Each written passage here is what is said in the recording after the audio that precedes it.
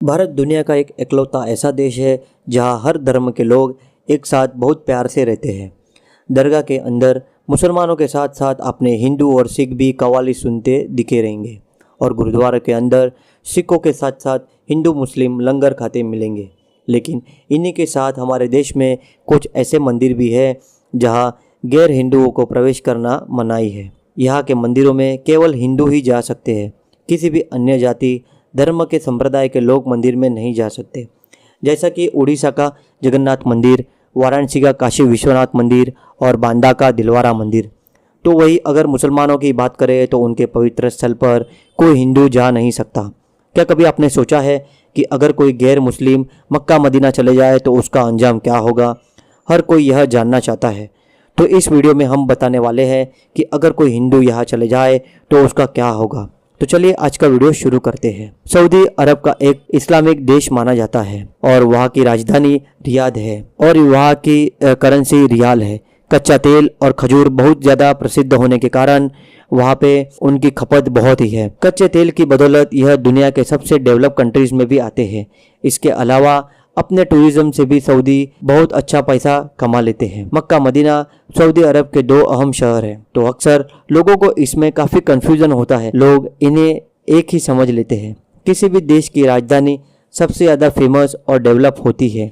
जैसे आप अपने देश की ले लीजिए, भारत का नाम दिमाग में आते ही सबसे पहले आपको दिल्ली की याद आ जाएगी। लेकिन जब कोई सऊदी अरब का नाम लेता है तो सबसे पहले उसके दिमाग में मक्का और मदीना आ जाता है। सऊदी सबसे बड़ा टूरिस्ट प्लेस माना जाता है। ये दोनों शहर इस्लाम के सबसे पवित्र शहर माने जाते हैं और दुनिया भर के मुसलमान यहाँ हज करने आते हैं। वो मक्का में चारों तरफ चक्कर लगाते आपको दिखते रहेंगे। वहाँ पे मोहम्मद पैगंबर की कब्र है, ऐसा माना जाता है। जिस तरह हिंदू धर्म में ये मान्यता है कि जो इंसान 4 धर्म की यात्रा कर ले उसके सारे पाप धुल जाते हैं, उसी तरह मुसलमानों में भी मानता है कि जो इंसान हज कर लेता है उसके सारे गुनाह से पार हो जाता है। इसलिए हर मुसलमान की ख्वाहिश होती है कि मरने से पहले कम से कम एक बार तो वहाँ पे हज करके आए। एक आलिम से एक महिला ने प्रश्न पूछा कि आप मक्का मदीना में हिंदुओं को प्रवेश क्यों नहीं देते? जब आलिम ने बताया कि हिंदुओं की बात करें तो ऐसे बहुत सारे स्थल हैं, वहाँ पे हिंदुओं का जाना भी निर्जित है। उसी प्रकार हज में मुसलमानों के सिवा हिंदुओं का आना वर्जित है। तो हम आपको बता दें कि ऐसा क्यों माना जाता है। आपने मीडिया में भी बहुत वायरल फोटोज देखे होंगे, उसमें बताया गया है कि उसमें मक्का के अंदर शिवलिंग है। तो हम आपको बता दें कि ये सरासर गलत है। इन दावों में कतई सच्चाई नहीं है। अब आते हैं सवाल पर कि ऐसा हिंदुओं को यहाँ पर क्यों नहीं जाने देता। तो हम आपको बता दें कि सबसे यहाँ का महत्वपूर्ण शहर है जद्दा, जो एक बंदरगाह भी है। अंतर्राष्ट्रीय हवाई मार्ग के सेंटर पे ये है और रास्तों पर कई तरह के बोर्ड लगे हुए होते हैं और उन हिदायत लिखी होती है कि मक्का मदीना में सिर्फ इस्लाम को मानने वाले लोग यानी मुसलमान ही यहाँ पर आ सकते हैं। मतलब दूसरे मजहब के लोग यहाँ पर नहीं आ सकते। एक देश से दूसरे देश जाने के लिए हमें वीज़ा की ज़रूरत पड़ती है। बगैर वीज़ा के हमको वहाँ देश जाने के लिए टिकट भी नहीं मिलती। उसी प्रकार मक्का जाने के लिए आपको एक परवानगी लेनी होती है।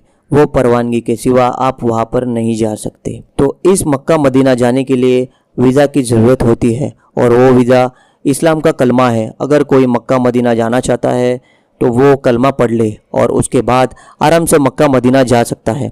तो दोस्तों, इस कारण से मक्का मदीना में गैर मुस्लिम जाने की अनुमति नहीं दी जाती है। तो अगर आप अपने दूसरे सवाल की ओर जाए तो अगर कोई हिंदू मक्का मदीना चला गया हो क्या होती है, और इस बात का सबूत होता है कि जाहिरा व्यक्ति मुस्लिम है।